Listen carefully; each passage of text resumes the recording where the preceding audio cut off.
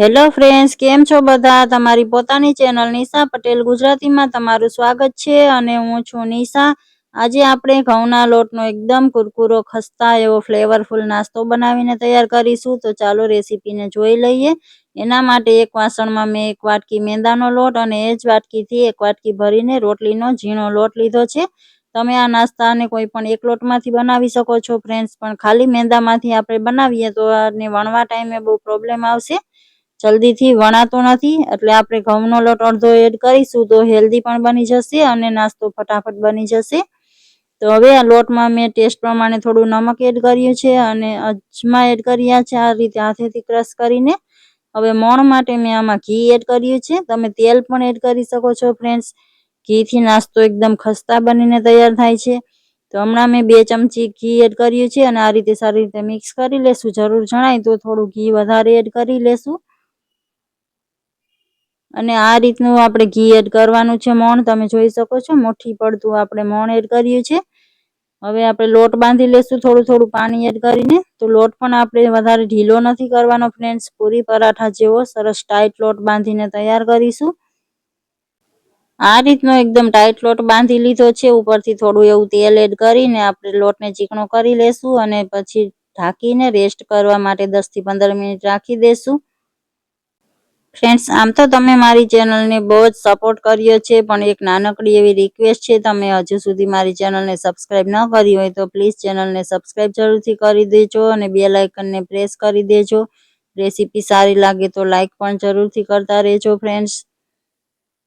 અત્યાર સુધીમાં જેણે પણ મારી ચેનલને સબસ્ક્રાઇબ કરી છે ફ્રેન્ડ્સ, એનો દિલથી ધન્યવાદ હું માનું છું, અને જેને નથી કરી એનો પણ વિડીયો જોવા માટે ખૂબ ખૂબ ધન્યવાદ ફ્રેન્ડ્સ.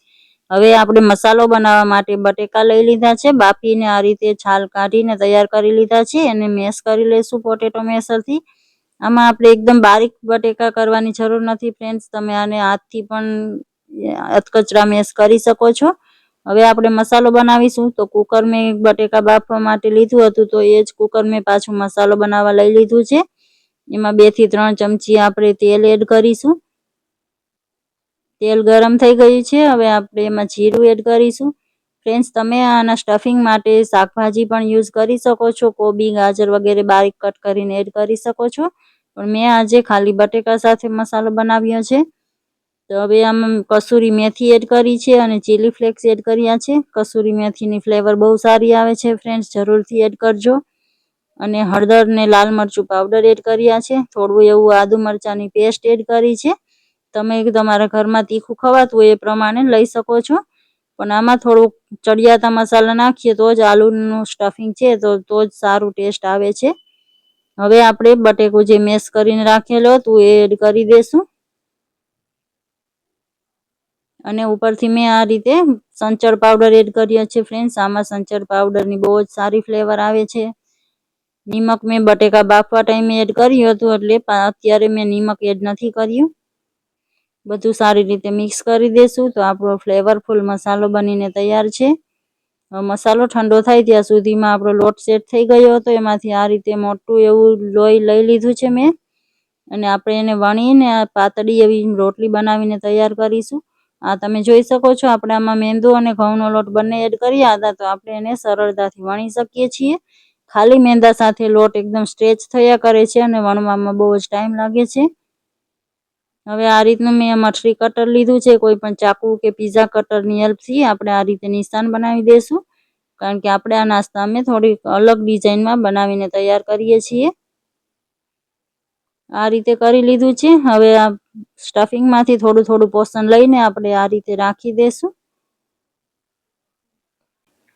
ફ્રેન્ડ્સ, આમ તો આ મિની સમોસા છે, પણ થોડા આ રીતે અલગ રીતે બનાવીએ તો દેખાવમાં પણ સારા લાગે છે. ઘરે કોઈ મહેમાન આવે તો તમે આ રીતે થોડી ક્રિએટિવિટી કરીને નાસ્તો બનાવી શકો છો.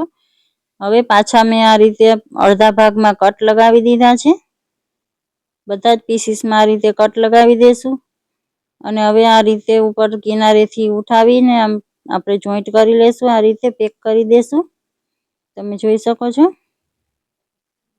સ્ટફિંગને સારી રીતે પ્રેસ કરીને પછી આ ઉપરના ભાગને પણ આ રીતે આપણે ઉપરથી લઈને હલકું એવું પ્રેસ કરીશું, તો આ રીતે આપણો નાસ્તો બનીને તૈયાર થઈ જાય છે. એક એક કરીને બધા નાસ્તાને આપણે આ રીતે તૈયાર કરી લેશું ફ્રેન્ડ્સ. ઘરમાં તમે 2 મેમ્બર હોય, કોઈ બીજાની હેલ્પથી આ નાસ્તો બનાવીએ તો એકદમ પણ વાર નથી લાગતી. તો બધા નાસ્તાને આ રીતે મેં પેક કરી લીધો છે. આ બીજું પીસ તમને એકવાર બતાવી દઉં, તમે જોઈ શકો છો. આ રીતે આપણે નાસ્તો બનાવી લેશું. હવે આપણે નાસ્તાને ફ્રાય કરવાનો છે. તમે ઘરે કોઈ મહેમાન આવતા હોય તો આ રીતે બધા પીસ બનાવીને પહેલેથી રેડી કરીને રાખી શકો છો. પછી સર્વ કરવા ટાઈમે તળી શકો છો ફ્રેન્ડ્સ.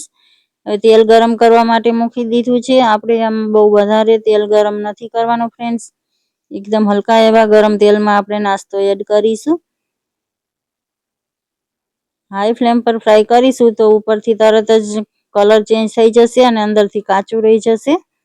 લો ફ્લેમ પર આપણે આ રીતે અલટ પલટ કરતા જઈશું અને સારી રીતે ફ્રાય કરી લેશું. એક બેચને ફ્રાય થવામાં 4 થી 5 મિનિટનો ટાઈમ લાગ્યો હતો.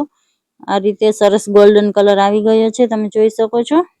તેલમાંથી કાઢી લેશું અને બીજો બેચ એ રીતે ફ્રાય કરી લેશું.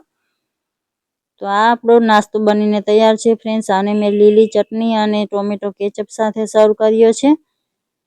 તમને મારી આ રેસીપી કેવી લાગી ફ્રેન્ડ્સ? એકદમ ખસ્તા નાસ્તો બનીને તૈયાર થાય છે. સારી લાગી છે તો તમારા ફેમિલી અને ફ્રેન્ડ્સ સાથે શેર જરૂરથી કરજો અને કમેન્ટ કરીને જરૂરથી જણાવજો. અને આગળ કઈ રેસીપી જોવા માંગો છો ફ્રેન્ડ્સ એ પણ જરૂરથી જણાવજો.